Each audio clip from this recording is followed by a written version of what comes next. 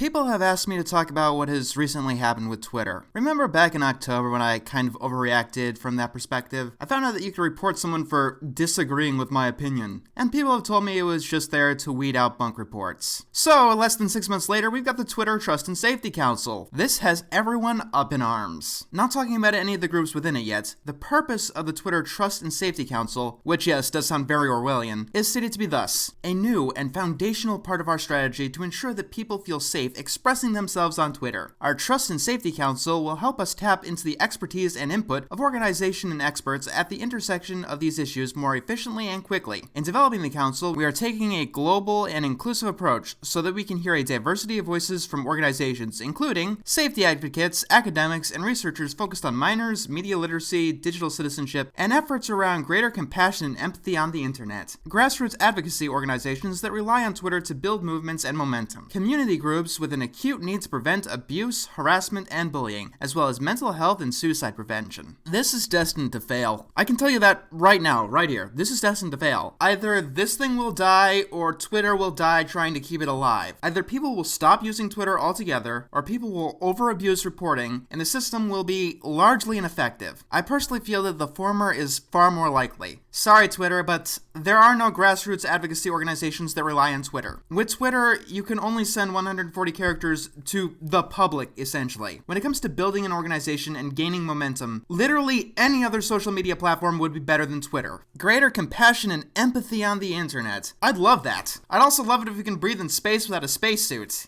As I've learned over my course of being a person on the internet, Twitter has taken upon an impossible task. Everything else about this, though, screams censorship. It took me a while to get to this point, but I am strongly against censorship. Let me give you some background. I'm an internet personality. This generally means that I've got a lot of people who will come to my defense, and there are a lot of people who hate my guts and legitimately want me to die. Those who have been on my DeviantArt for a while may have noticed that there are occasionally people who will copy-paste the same message here on the page. And here on YouTube, you could probably see some spammers here and there. Like an iceberg, though, you only see a tiny fraction of what's really there. People have dedicated entire forums and websites to not only the hatred of me, but the hatred of my friends as well. Every so often, I get a notification of someone trying to get my password to anything and trying to hack into my accounts. I get death threats all the fucking time. I've even had to deal with legitimate cyberstalking, and had a hard time preventing it because of terrible forums that I had to go through to try to get them to stop. With all this, I am still against the internet being censored in any way whatsoever. And because I know that there's an elephant in the room, what I said in my troll video. Look, I can be both against censorship and trolling. Those are not mutually exclusive things. Just like I can be for the legalization of a drug and still think that people shouldn't take that drug. My belief is that the more people troll, the more ammo they give people who want to censor others. The two problems will feed into each other, and at least one of them is going to use the other as a scapegoat. So I feel that if I'm against censorship, I feel that I also have to be against trolling. But let's talk about censorship. And oh boy, we've got a lot to talk about. Censorship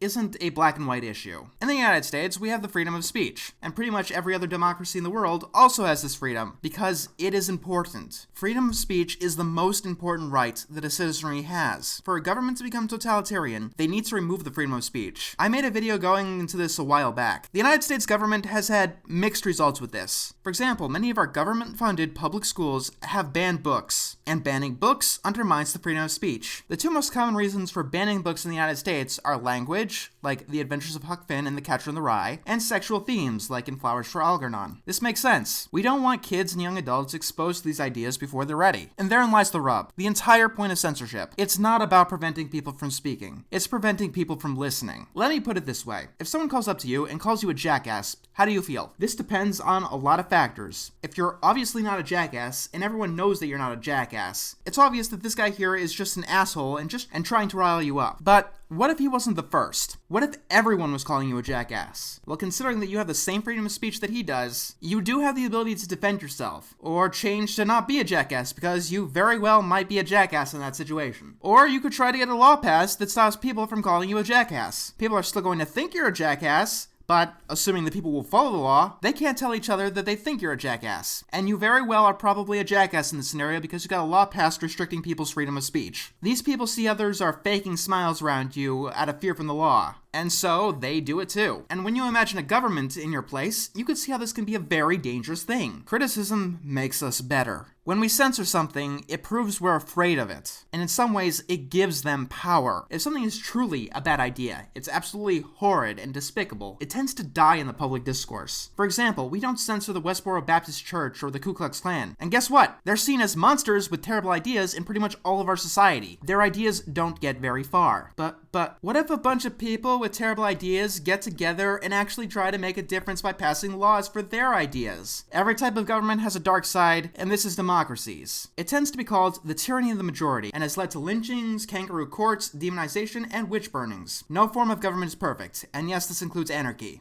Do you know what didn't stop these things from happening? Censorship and its extensions like political correctness. So let's talk about political correctness. As someone who does not use racist, sexist, or ableist slurs, and to despise those who do, I am against political correctness. As it's defined now, and the definition is kinda hard to get a hold of, political correctness is language, policies, or measures which are intended not to offend or disadvantage any particular group of people in society. It sounds good. It sounds really good, and there's definitely some merit to the idea. However, there's a lot of rub with this. Political correctness is essentially ideas and language that are married to the status quo. For example, saying gay marriage should be legal in the 70s or 80s would be like saying it shouldn't be legal now. You'd get the same effect among society. Saying that women are capable of voting or working outside the home would, once upon a time, be an opinion that offends the status quo. Being politically correct isn't not offending any specific person, it's not offending the status quo. And by forcing people into this role, you may be preventing tomorrow's abolitionists. Remember, we don't need political correctness to hate racist and sexist assholes. We really don't. Most good and nice people know that racism and sexism are wrong. Yeah, what political correctness, or at least the effect by any other name does, is allow those terrible people to get together and form a difference. What is politically correct is defined by the majority, and every positive social change had to fight against the politically correct status quo. Political correctness forces us to fall into mob mentality. Something that you're doing right now, every single day, is probably going to be politically incorrect or thought of as socially disgusting in 100 years, 200 years. No one thinks that their abhorrent behavior is wrong at the time. At this point, you should probably know the stories of young people who are cyberbullied to suicide. Sometimes it's because these bullies perceive them to be unattractive, and sometimes it's because of some aspect of their characters. The people who bully them into suicide are assholes and monsters, obviously. On the other side of the coin, we have people like Justine Sacco. She posted a politically incorrect joke on Twitter. After a 10-hour flight, she was the #1 topic on Twitter. People were immediately trying to get her fired, and many people wanted a picture of her when she landed to further bring her into shame. As far as I can tell, the joke was made out of stupidity, not malice. Even deleting her Twitter account did not end the abuse. A lot of people seem to follow the mantra of, it's okay for us to do it if they've done something bad. No, if you want to end cyberbullying, or cyber violence as you're calling it, you have to end doing it to anyone. By creating a reasonable target, you've created a reason for it to be there. In Canada, at least, there's already been at least one person brought to court for harassment via Twitter. And there are many more stories of people trying to get other people fired for arguments and altercations through Twitter. In the case of Justine Sacco, I have to wonder, what exactly would this Trust and Safety Council do? Who would they see in the wrong? For me, a bad joke is a bad joke, but a lynch mob is always wrong. What does greater compassion and empathy mean in her scenario? Would it mean helping her see the light in a reasonable manner? I doubt it. But what if someone says something that's not politically correct, but it's reality correct? Like, for example, from my Screams of Silence video. Most domestic violence is reciprocal. Imagining that it's a strong man beating down on a weak woman discriminates against other, more common forms of abuse. It discriminates against men, it discriminates against women who don't fill the ideal victim standard, and it discriminates against LGBT couples. This goes against the common narrative, and it isn't very politically correct in any way whatsoever. But I do have sources, and I've researched it well. So, if someone were to get all the bullying that Justine Sacco got for it, if they got the same amount of vitriolic hate that she got when she told a joke, what would happen? Remember, with wide, sweeping generalizations that this Trust and Safety Council wants to do, you can either side with the initial commenter every single time, and there are some fucking morons out there, or you could side with the lynch mob every single time. And there are some people who do speak unpopular truths. But they could do this on a case-by-case basis.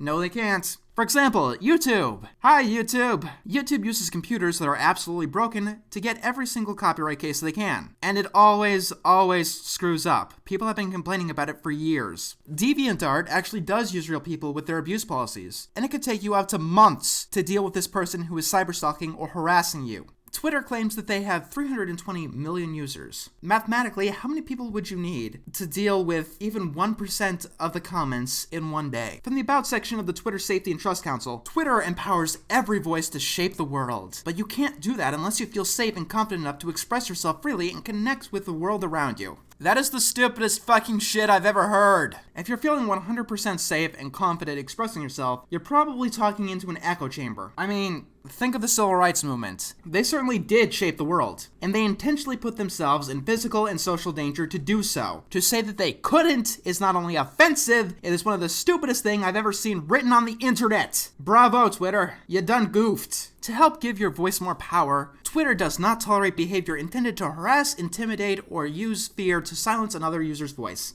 User 125. Hey, I've got some evidence that Ranter32 is a liar and he's scamming his fans. Twitter. Sorry, you're banned. This is clearly intimidation, and you're trying to silence Ranter32. If this is enforced, like any other internet standards, like the DMCA, this is what your future on Twitter will look like. When it comes to the internet, it seems like the bigger guy always wins. Ranter32, since he has more followers, will probably be taken more seriously than the one random user trying to call him out. Censorship is always used to oppress. It is never used by the oppressed. That wouldn't even make any sense. There are more than 40 organizations as part of this, apparently. What exactly any of their parts to play in this is, at present, unknown, which is scary. When someone is coming into what is marketed as for the common good, you should know exactly what they're able to do, what they're supposed to do, the differences between them, and the ability to look for any loopholes. It just says that they provide input. That could mean anything. Hell, right now I'm providing input on Twitter policies. Everyone using the RIP Twitter hashtag is providing input on Twitter policies. Do I have anything to say about any of these organizations? Of course I do, but I'd rather not bog this down with 40-odd subsections. For the most part, them being a part of this project says a lot more than anything that they say about themselves. Most of them, from what I can tell on the surface, at least seem to have their hearts in the right place. Some of them really do want to crack down on cyberbullying, like the Cyber Civil Rights Initiative is celebrating cracking down on revenge porn, which is a very heinous thing. Some of them, unfortunately, fall into the politically correct, reality wrong segment. The National Domestic Violence Hotline claims to be adapted from the Duluth Model of Power. The Duluth Model of Power is a theory, although I don't think it's ever been tested like a scientific theory. It basically says that all abuse is caused by men being socialized to control women. It's actually being used right now by many police forces trying to crack down on domestic abuse. By design, the Duluth model pretty much neglects to include LGBT domestic violence and female-on-male domestic abuse. It also discounts abuse caused by financial issues, mental disorders, and drug addiction. I do not support any domestic violence or abuse resource that uses the Duluth model of power. I am going to take a stand against Twitter's censorship policies, and I hope that you do as well. This may mean leaving Twitter for real this time, or it may mean overusing this policy until it becomes unfeasible. In the meantime,